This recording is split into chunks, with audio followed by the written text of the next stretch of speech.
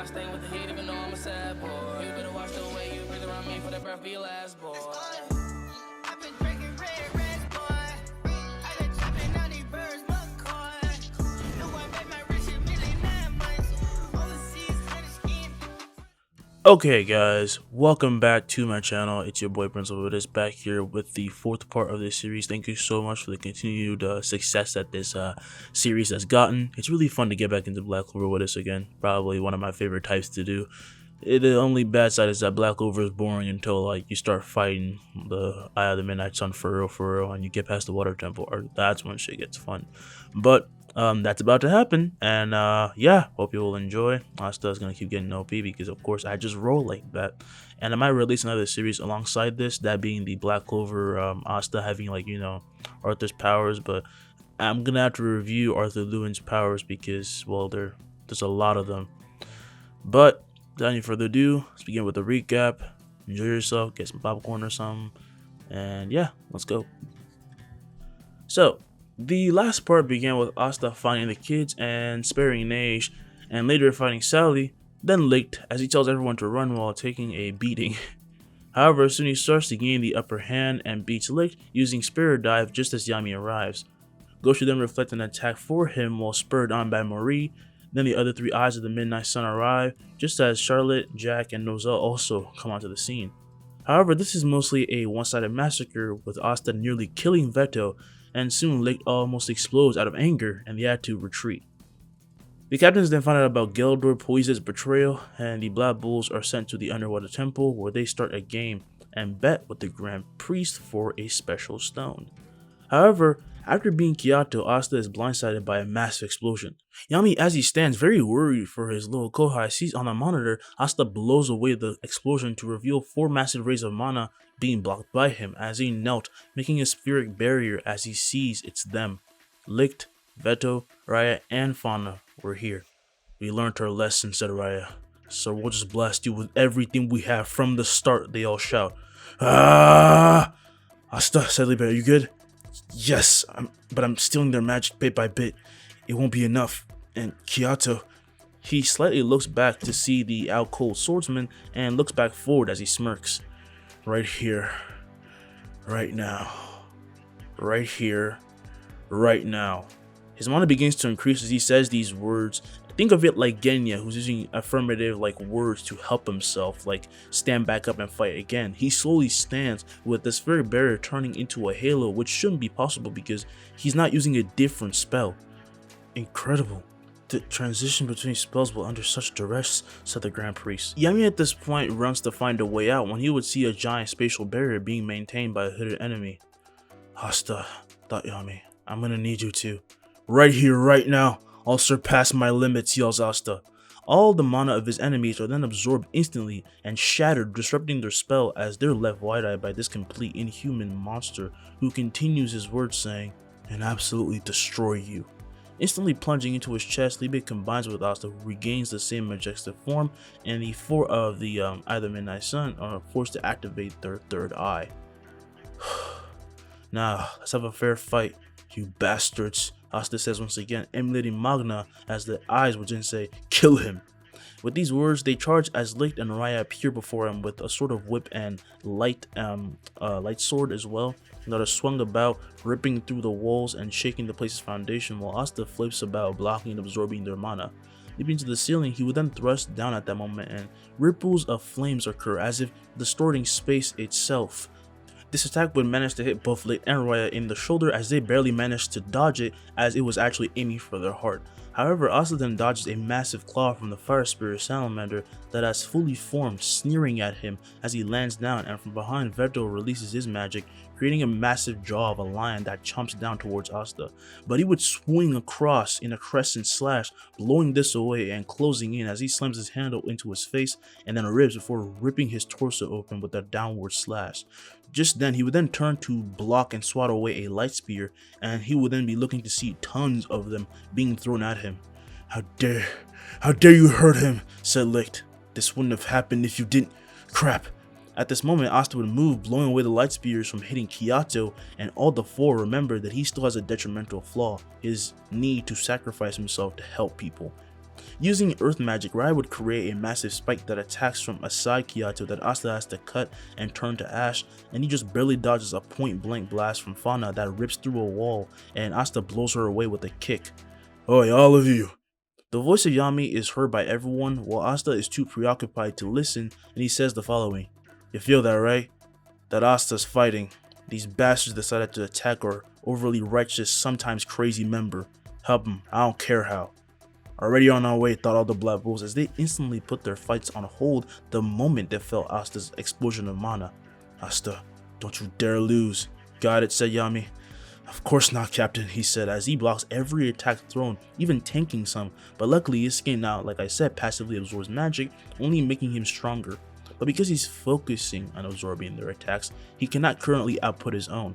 He's stuck on defense, and his stored magic has to be combined with his own capacity, and that takes a bit of time to concentrate so he can actually fire, considering the situation he's in.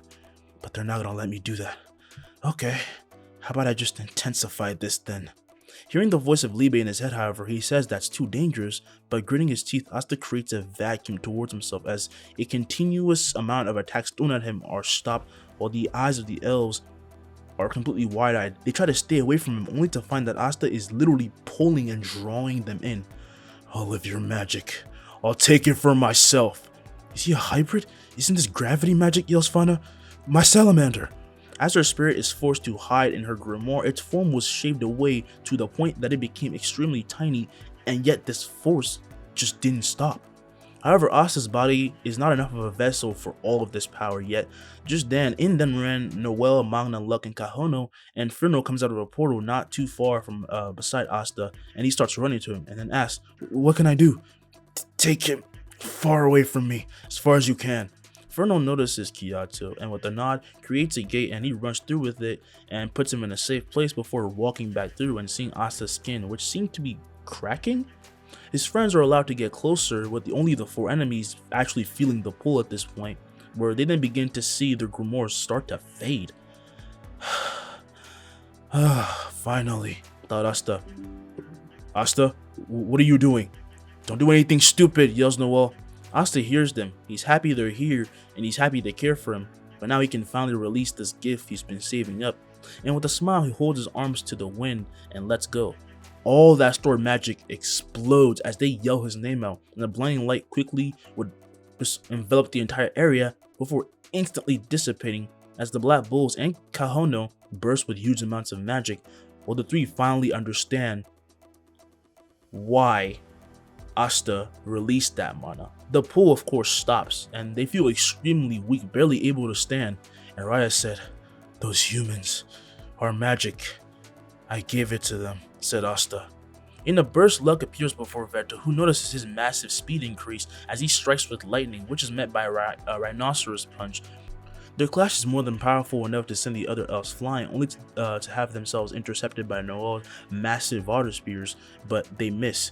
"Damn it, don't worry, I have it," yells Fernno as he makes a portal which teleports each attack to the three, and this force is laid to create a giant light sword that rips through these attacks and protect his comrades, only for him to be hit by a fireball in the stomach that sends him into a wall before it explodes. Ryan and Fauna would land safely meanwhile and find their eardrums bursting from Kahono singing, allowing Asta to close the distance between them much easier as he appears behind the two who are cut at the speed of light, and Asta would then appear behind them and their bodies explode with blood from all sorts of intricate cuts from all over. "Luck," yells Asta as he would then turn, and Luck would see him nodding as he darts away from Veto, who he had been keeping busy, and he would then quickly turn and find Asta pointing at him with his sword, and he swings down as a flash of heat tears the ground to two, with the same happening to the reincarnated elf itself. And for the other elves, it was as if time stopped for a moment. This moment of despair felt like an eternity. No, not again," Fauna said, grasping at straws and trying to heal herself with magic so she can attack, when she's then grabbed by Raya, who explodes with mana, and a spatial gate swallows he and his remaining comrades, giving Asta one last defiant look. "This isn't the end, sun magic user." Just like that, they're gone, and Asta's spirit dive would fade as he starts to fall when a sliding magnet would then catch him. "Gotcha." Libe is then released from his body, panicking and getting pissed off that those bastards sneak attacked him with no shame. Keh, weaklings. Keh, I'm gonna destroy these fucking assholes. Everyone will then gather around Asta with a panicked Noel asking if he's okay. Not that I care, it's just that, save it, Liebe says. He's exhausted. His magic stores mana in his grimoire for later, but what he's experiencing right now is just overload. Look at it. They would then look up to see his grimoire bursting with a shit ton of mana, and they understand what he means. And so quickly they start to try and get him to safety somewhere, anywhere that's not here. While outside, Yami would finally destroy the barrier user with a dimensional slash and pushing past his limits. And he takes out the remaining hooded mages that were threatening the lives of those that live down here. And then, fire. All we see is fire, a sea of it at that, as Asta aimlessly traverses a black world, looking around, confused, but he stays composed. Liebe? Liebe? What is this? As he looks left, and in the corner of his eye, he sees someone, and looks at their back directly. They had the same long hair he had, but of course, black and red, while he of course had a grayish color. He gulps in nervousness. This man, why is his presence so similar to mine? The man then begins to look and turn around, and Asta feels something spine-chilling overtaking him until he sees the face of Yoroiichi Tsugikuni. Instantly, his eyes open, looking at a rock ceiling as he sits up with him, looking around frantically when Charmy jumps on his head. You finally woke up, sleepyhead. Here. She lowers down a cookie to him, which he grabs, just a bit stunned, and he now sees the whole room he's in filled with his comrades, having woken up on their beds about a few minutes ago. Guys. Scaring us like that. Who do you think you are? Asked Gyosh. Marie would have yelled at me. You idiot, finally, said Noelle. But meanwhile, she was thinking, man, I'm so glad he's okay. Asta can't help but laugh as he gets out of bed, tilting his head. This is when he sees a girl fidgeting in a corner, and he tilts his head because of this, asking, Grace, Senpai? Huh? Oh, I'm no one important. It's Grace. She's actually a girl. Crazy, right? Said Magna. Stop it. It's so embarrassing. I was right. You look even prettier than I thought you'd be, Senpai. Her face would turn red as Noelle fires an attack at Asta just as Liebe would form and block it. The hell was that for? Just because I wanted to? I am going to broil her. Don't. Noelle does care, just in a different way. Oh, by the way, said Charmy as she would caress his face. What are those marks on you? Huh? Asta touches his face and turns to see a mirror, and he walks to it, seeing a flaming red mark, and notices that the tips of his hair are actually are tints of red. What happened to me? Even your hair changed, huh? We don't really know what happened exactly, said Vanessa. The closest approximation is that it's the gathering of mana that marked itself on your body. It is, said Liebe. Alright, your spirit's here, you can just tell us. As he clears his throat, however, Liebe says, enough magic today. You need to rest, you dum-dum. Almost had a heart attack yesterday. Realizing how worried Liebe was, he says that he is right and they can talk about all of this later. Just when his ears would pick up cheers, and he asks what's going on as he can hear a lot of noise from outside. He walks to the window and is then shocked as Luck and Vanessa walk up to him saying, oh yeah, they've been waiting for you. It's him! Thank you so much for fighting for us. The Black Bulls rule. They also mentioned that Asta is shirtless, and that already starts to make him embarrassed and also just cause a whole, mess. The natural fan club already forms with an embarrassed Asta waving while Noelle gets more jealous, but also as a Black Bull, she can take a moment to appreciate how awesome it is to be acknowledged. Just then, at that moment, in then ran Kiyato and Kahono. Asta, you're awake, said Kahono. Kahono, Kiyato, you're okay? And the flash appears right before Kiyato, specifically grabbing his hands and inspecting him. Are you okay? I know only used 30% of my magic. How I ever thought I was gonna win is crazy, thought Kiyato. Also, man, that hurts. With a smile, he would then grab Asta's hands back, saying, I feel better than ever. I told you, I'm willing to fight for my dream. No regrets. Another chance will come. I see, good. That brightness is still in your eyes. It hasn't faded. I hope you visit again. Yes, and we'll train so hard you can handle 50%. I think I'll die. Bursting into laughter, everyone says that's hilarious, while the quite serious Asta says he's not joking, and we fade into a new scene. We descend upon Yami making a prayer to the body of Veto when he then felt Asta's mana, or more specifically ki. He instantly turned to see him giving a prayer as well. What the? What's with all this ki? He thought. Oh, kid, are you on something? Opening his eyes, Asta would say, Huh? Stop playing around, Captain. That's suspicious. I always train my body, so I guess I get your point. Mages usually don't. As he starts walking off, Yami would say, Whatever, just keep on chasing that dream of yours. Yes, definitely. Though he doesn't show, Yami is smiling, having realized how abnormally fast Asta is growing. And later, the Blood Bulls leave, being given praises and the stone. And then, after returning to base, they told Gordon the story, which made him very worried about Asta. And Asta recognizes his loneliness, so when he, Yami, and Charmy and Finro were gonna go make a report, he made him come along. They would head to Julius's office, where Yami gives his report. That third eye definitely seems more dangerous now, said Julius. What do you think, Asta? From my point of view, it seemed like a curse. Their hatred increased with its activation, and their magic. I can absorb magic, so in a certain sense, I know how it affects people. It was full of so much sadness. This leaves the room in silence, with the serious Julius saying the man that Yami cut down is already being examined, as well as the other ones who he was told had a third eye as well, who made that spatial barrier. Oh, and here's the magic stone, said Yami.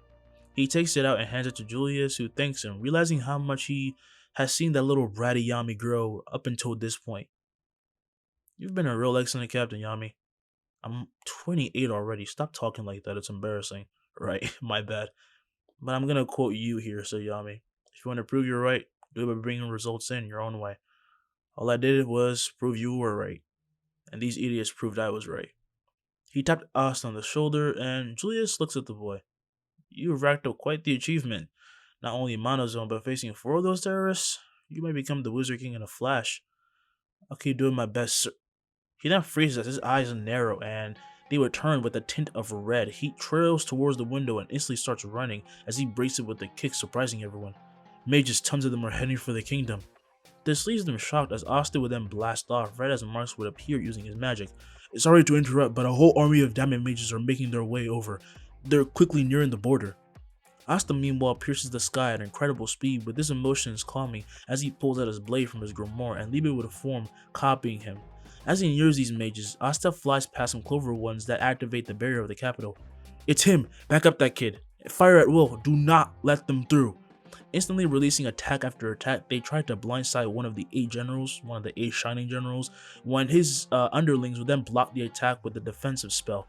What ugly weak magic, he exclaimed, when in a flash the barriers then shattered, with them now seeing Asta before them. This left all the diamond mages caught off guard, with Asta switching his grip and thrusting. Sun breathing. Dragon Sun Halo Dance.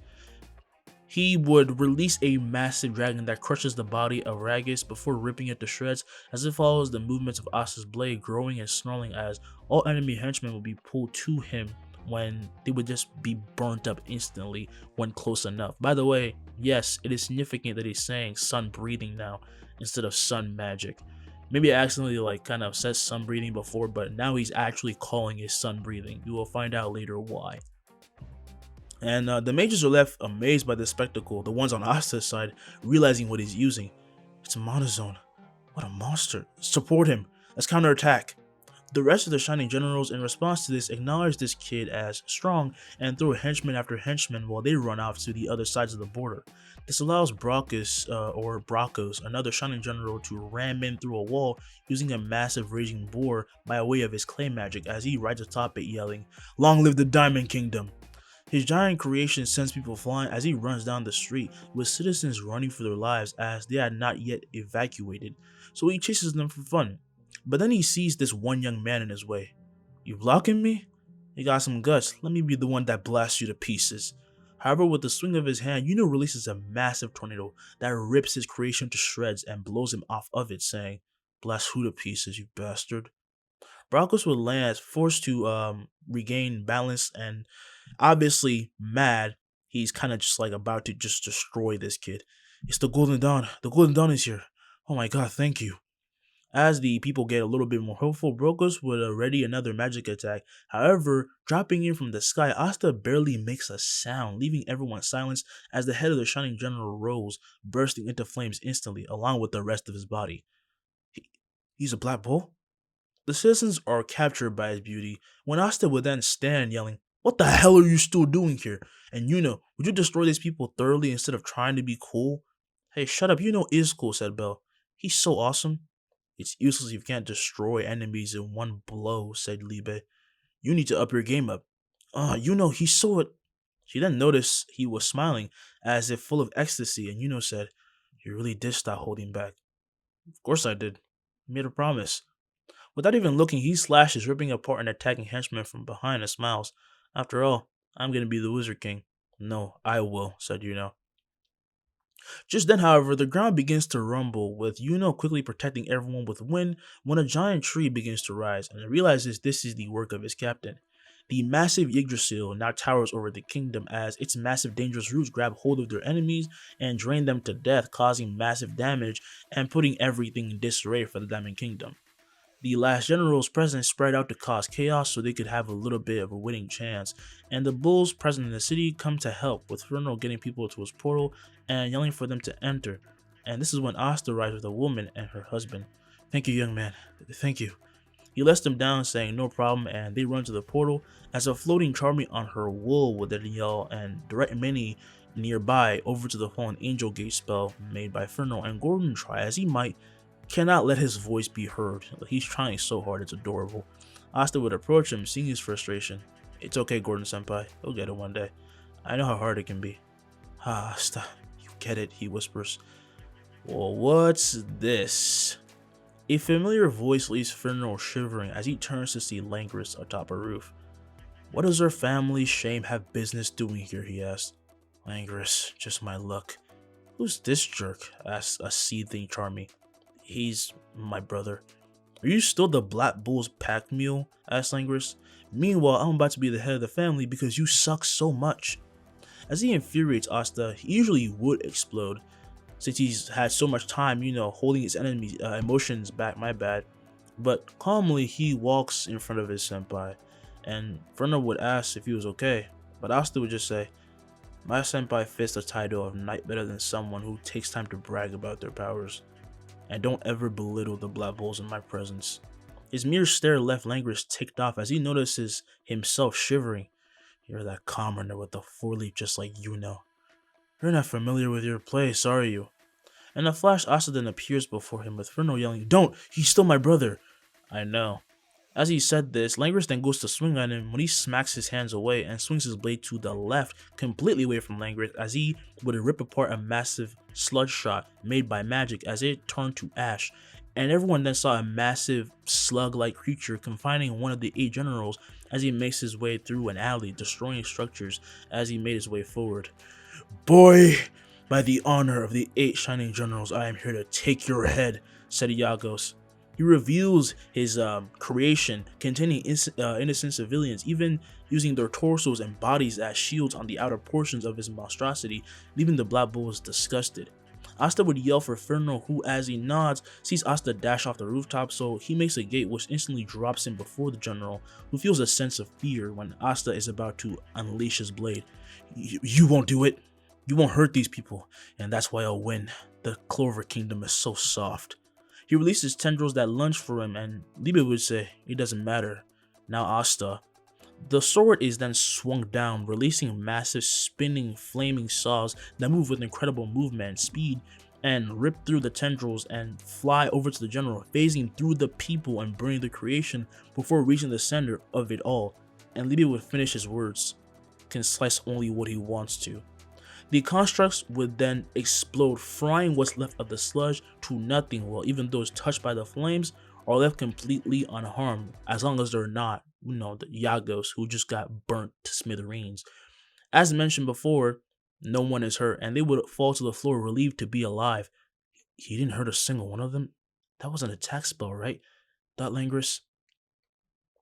Going up to them, Asta then helped up those who needed it and told him to head to Fernro, who he turns to face. He'll get you to safety. This warms Fernro's heart, feeling as though he doesn't even deserve this awesome Kohai, and he even tears up, creating another gate. Through here quickly. I'll direct you to the medical ward. This isn't the same Fernro I know, said Langris. Not that it matters. In due time, the capital, though, is cleared of enemies, and everyone who is hurt is treated, with the Black Bulls returning home to properly celebrate. "Senpai," said Asta as they raised booze into the air over the, grill. And of course, Charmy set it up, smoking and cooking some meat. And why are they celebrating?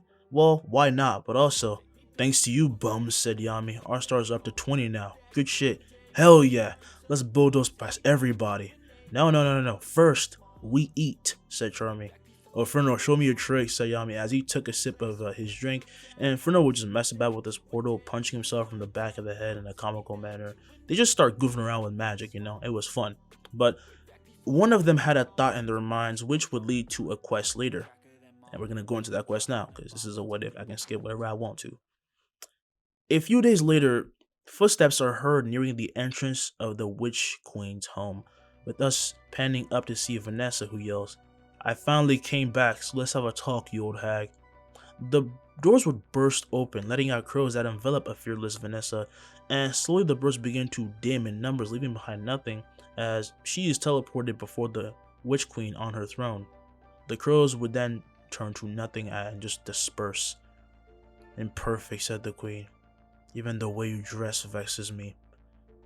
As you continue to master your magic, as I said, you will be able to control destiny itself." Well, I'd love to stand here and let me, just tell me how wrong I am. I came here for something else. I always remember you having that stone. What do I need to do for you to give it to me? The Queen would then say, "That would mean you will actually understand its value. I know it'll hurt my friends if the wrong people get it." "That includes that man, doesn't it?" she said, with her magic creating a shockwave as she forms a massive scythe of blood that is swung at Vanessa, who gets ready to counterattack, only for the scythe to be instantly turned to nothing, with the heat wave exploding from Asta, who now stood before his senpai. "All we ask for is a stone. You did not come here for a fight." Entering through a portal come Inferno, Noelle, two friendly witches that were like friends of Kruger's wife. His wife's name is Domina, and one of his students were here as well. She is Mariella, who escaped from the Diamond Kingdom. In a side questing in the anime and manga, they saved, Mariella and all that crap. I'm not gonna go into detail on that. And the Queen said, "My magic, you erased it. No wonder you were so confident. You have the power of an anomaly on your side. I believe someone as wise as you knows. Something about that stone is ominous," said Asta, with him sheathing his sword in his grimoire. "While my gender may not be accepted here, I came here to make a case for you as well, since I don't want anyone to get hurt." "My student's a sweet talker, huh?" thought Kruger. "My case? I will..." "An army of diamond mages are heading your way," said Noelle. This catches the Queen off guard, as she would then summon giant spheres of mana that allow her to see far past her territory, and her people are ready to fight these intruders who attack and easily get past her personal golems. This forces her people to start fighting as their defenses crumble one by one. "I can't believe we're threatening the Witch Queen right now," mumbled Domina, because Domina is a witch. And this is when Asta asked, "How about it? We help you, you give us a stone. Pretty fair trade." Forming, however, Libby would say, "Come on, let's just take it. This is the same woman that hurt Vanessa, right?" "Aw, you're concerned about me, aren't you?" said Vanessa. "Oh, shut up. I just don't like restrictions, okay?" The Queen would then take an interest in the spirit as well, thinking, "Vanessa's power, and that boys will be mine when they are weakened. It matters not. Fine. In exchange for your help, you will be given this stone." With a smile, Asta would then say, "Let's do it, Libe." Plunging into his chest once again, Libe transforms him into 50% of his spirit dive. And he would now not only have flaming, but flaming red hair, like full on red hair, and a cloak of red covering his entire body, with his marks once again making a mask on his face and then carving his body into like armor. However, two Hanafuda earrings form, clenching onto his lobes, while a traditional veil covers his face, matching that of a dancing Tanjiro, not Tanjiro, Tanjiro's dad. And he would also be now wearing traditional samurai garments, the ones they would use for war, but it's all made by magic. His eyes are covered. How is he gonna fight like that without funeral? However, in a flash, Asta is already gone, heading for the borders of the forest, soon seeing some witches trying to defend themselves but almost be pierced by wind spears. So he arrives just in time, blowing away these attacks. Who are you?" asked the witches. Without another word, Asta sees the leader of these attackers, that being Ladros. "I ain't losing to Mars, so move it, bastard." With a grin, he releases beams that encircle Asta, who waves his left arm forming a certain ceremonial staff that attracts and absorbs his mana. This is the same thing that Tanjiro has when he's performing the dance, and Lajos is confused. What did you do? As he exclaims this, his men become scared as Asta swings down and the wind pressure slightly blows his veil out to show his eyes, now imprinted with star markings. The star, of course, being the sun. Spirit magic. Hinokami Kagura. A giant flaming buzzsaw cleaves through Lajos at incredible speed, but leave him unharmed as he's sent flying, hitting some of his men along the way, who are hurled to the forest and crash. Run! No, you idiots, overwhelm him, don't break formation! While some start to run away, some attack, and Asta would weave through their attacks, absorbing all of their attacks and striking them up close with thrusts, crescent slashes, taking out 20 of them in an instant, leaving his wooden-looking staff flaming as he looks forward, and there is about 30 of them still left over, and yet they shook in fear now, and the witches were left in awe of his beautiful movements. Go, I have them. There are 2 groups, the other's on the southeast. You got it. Whoever you are, if you do something suspicious, you'll pay. Yeah, this gesture doesn't mean anything. They fly off with Asta sighing, saying, well, they're certainly prideful. So, are you ready? Not all of them want to run, but Asta is nowhere near over, blitzing forward, and he says, I'll finish this peacefully. With this, he stabs through one of them in the front, pulling out his blade and leaving no injuries as their eyes go blank and they're kicked, crashing while Asta spins, disappearing and appearing behind someone else, beheading them, and yet their head does not roll, only leaving a deep searing burn. When Libe said Asta can not only slash what he wanted to, he meant it literally, not just like symbolically or figuratively. It's not like he's avoiding them. He can now choose not to violently kill people, so he chooses not to kill these people. Instead, he leaves a searing fear and also mark on their bodies, so they never attempt things like this again. He attacks not the body, but the nervous system outright, overwhelming it to the point where it causes a shock that makes them pass out. However, for Lajos, this meant overwhelming mana has entered the system, and we all know how his, experimentation has changed his body. We see his body twitch and come back to life as he sits up, his eyes blazing, and he shows a massive smirk. Oh, he's stupid strong. Just one attack for all this? I hit the jackpot. He explodes with flames, creating a bunch of flames, obviously, but catching the attention of Asta, who finished off the rest of the army, noticing the presence of the man, and as such he starts flying his way.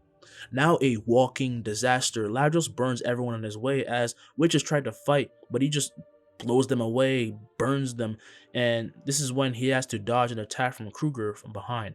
His teacher then shouts, Lajos? Oh, sensei. He punches him as he would then crash into a tree, snapping it. This power, he's gotten this strong? As he falls to his knees, he feels immense pain, and this is when a voice is heard. Kruger? Domina and Mariella arrive at this moment, distressed over his fate, but before Kruger can tell him to run, the empowered Lajos appears before Domina, grabbing her by the neck and blowing away Mariella with a kick as she crashes into a tree, coughing up blood. No, stop! One step closer, and she might get hurt. Why would you do that? Is it because I left? Then just take me instead. Oh no, sensei. I have to thank you. Because I got stronger. I had all sorts of experiments done on me. In the end, you only get stronger through your own means. You taught me that. As he grits his teeth, Kruger sees the burning forest, the hurt witches, his own wife, and her students. Lajos morally broken, while Mariella physically broken and near death. He feels this is all his fault. And he hasn't even seen Mars yet, but he's assuming that he's in the worst state. However, just then, Lajos barely dodges a giant blade, swaying back and letting go of Domina as Mars lands before the witch, who falls to the floor as she holds her neck in pain, and Mars would raise his giant leviathan. I know Sensei taught me to use my power for one thing, to save people. Don't besmirch his name. As he clicks his tongue, he would then get tapped on the head, feeling extremely weak as he falls to his knees, losing his powerful form, and behind Lajos stands Asta. I agree, he said. Lajos would pass out, with Asta having sucked him so dry of mana he looked malnourished. Then he raises his staff and slams it down, releasing a ripple that starts to sear and close all the burns and cuts on everyone, whatever that it may be, and it gets rid of the forest fire building up. Domina would feel her neck heal and the pain fade as Mars gives her a hand to stand up. You chose right, she said. I know. Oh, sorry, your sensei's, I haven't properly introduced myself. As he gets nervous, Domina chuckles at this sight of him, right as she remembers and runs to Mariella, seeing that she was healed. So you forgot about me, huh? No, no, no, sorry, are you okay? I'm kidding. I'm glad you're okay. The the healing magic is pretty amazing. She stands with Domina turning to see Asta help up his master. Meanwhile, we cut to Asta's comrades regathering outside, like the borders, having taken care of their share of enemies. I always have to wait and meet that woman again, said Fernell. No need. Startled, they turn to see the queen as she walks onto the scene and Vanessa walks towards her. We helped you, so give us the stone. Oh, that's precious. She raises her hand saying this as her grimoire floats and an expansive pool of blood spreads beneath their feet, starting to warp around them and shackle them. Seriously? We just helped you, said Noel. Don't you have any honor? I am the queen of witches. To think you can make a bargain with me was your first mistake. So I'll thoroughly trounce you to your deaths. But just then, her hand is slapped down by Asta's staff, and it would then slam to the ground, deactivating the spell and turning it to ashes, as he would then hold his blade to her neck. That's enough. He exits the die form as his weapons fade, and he holds his hand out. The stone, please, hand it over. Those who attack you will kill you for it next time. Is that a threat, boy? I could kill you myself, I'm warning you. As I said, I did not come to fight. I don't want anyone to get hurt. Yeah, rather, we want to ask for information, even, said Vanessa as she approached, and with no way to win and no reason to even retaliate, the witch would stand and hand the stone over, seeming to follow her. Wait, I have a favor to ask. Lenny from above Mars then says he has a request, making the queen almost kill him because he almost destroyed her forest, but also says to let him explain. Explain? That's the guy that tried to kill your brother. Man, this is gonna be annoying, Asta thought. In the following moments, Asta explains that Mars has switched allegiances and convinces the queen to help him by giving him a potion containing a blood like spell. It's enhanced by her. This would allow him to take control of the Diamond Kingdom King. I'll also take him off your hands, said Mars as he grabs onto he tugs onto the sluggish ladros that he's been carrying around, and he would then say, oh, just end me already. Why are you even keeping me alive? Why are you doing this?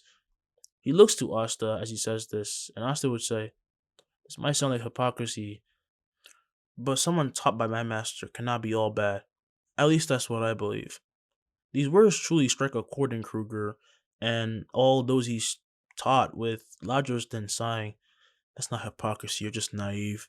I prefer hopeful. Just like that, they would then split up and head their separate ways as we see the black bulls flying off with, comrades in hands, and Noah would take notice of Vanessa looking back at the forest. Vanessa Senpai, are you okay? I'll live. Let's go home. They all agree on this, and we have a time skip. They return home happy, yay. Ami would gather everyone once again to the main area of the Black Bull base, saying, alright, you idiots, we're going to a festival. Why are you dressed like that? Asked Noah. It's so revealing. Shut up, let's go party. You just want to drink, don't you? Said Asta. Yeah, you get it, kid. I don't care anyway. Let's go enjoy ourselves, yells Magna. I'm gonna eat so much. Walking to Gray at this moment, though, while everyone is getting excited, Asta would ask, you want to come with us, Gray Senpai? Huh? Oh, I might just die from someone just looking at me. It's too embarrassing. Feeling bad for her, Asta would then hold up his pinky. How about this? If you get scared, just raise your mana. I'll come running, okay? As her fear is alleviated, she crosses her pinky with his and smiles when Asta would then feel a murderous gaze, only to turn to see Noel whistling while walking off. I must have been on edge. So the bulls go to the festival where the streets of the capital are filled with stands of all types for food, games, places to earn prizes, and where nobles and commoners alike gather to just have fun. Though there's still discrimination, of course. Nobles just suck. And there we see Asta and Noel meet Kahono and Kyoto. Guys, said Asta, they let you leave? They run to them with Kahono and Noel grabbing hands, absolutely ecstatic to meet each other again. And Asta would shake Kyoto's hand. It's good to see you here. Likewise. Has that mark grown? He asked. As he informs, Levi would then say, don't worry about it. Have fun, bastard. Okay. I get your point. As he lightly taps a piss Levi, Asta would apologize, saying that he's just been a bit worried for him since what happened at the temple, and Kyoto can understand. Just then the two would then hear Kahono as she says they should have a double date, and turning, Noel would just look right at Asta and turn completely bright red, and Kyoto would also turn bright red for some reason. What is she saying? Thought the nervous Noel. Thank you so much, Kahono, Kyoto thought. Now I can try and woo her. Asta with a smile would then say, that's a great idea. Now, what will this festival bring? What will the Midnight Sun try next? It's not gonna fucking matter. Find out in the next part of Black Clover. It's been your boy. Hope you enjoyed this. I'll come back with another part. But for now, peace. I'm gone.